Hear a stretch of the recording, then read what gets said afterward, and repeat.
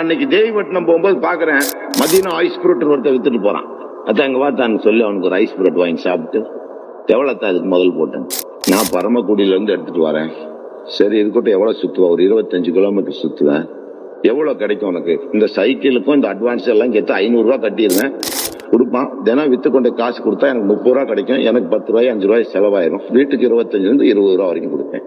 எவ்வளவு கிலோமீட்டர் சுத்துற? 30 கிலோமீட்டர். அவன் உடம்பெல்லாம் வேர்க்கு. ஆனா எனக்கு அது கஸ்தூரி மனமா இருக்கு. அவனை பார்த்தா ஒரு பெரும் வீரணிவன்.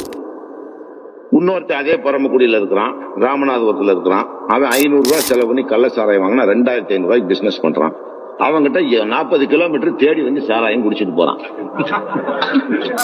40 கிலோமீட்டருக்கு இன்னொருத்தனை கெடுத்து 500 ரூபாய் முதலீட்டுல உட்கார்ந்த இடத்துல சம்பாதிச்சுக்கிறான். ஒருத்தன் வாழ்ந்து பலரை கெடுக்கிறான்.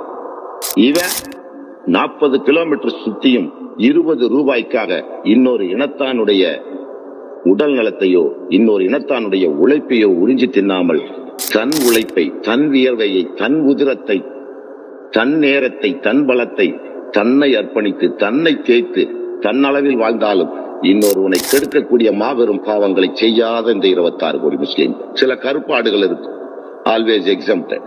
எக்ஸாம்பிள்ஸ், அவள எக்ஸம்ப்டட் கேசஸ். எங்கோ சில கருப்பாடுகள் இருக்குமானால் இந்த சமூக அங்கீகாரம் இல்லை அந்த கருப்பாடுகள்.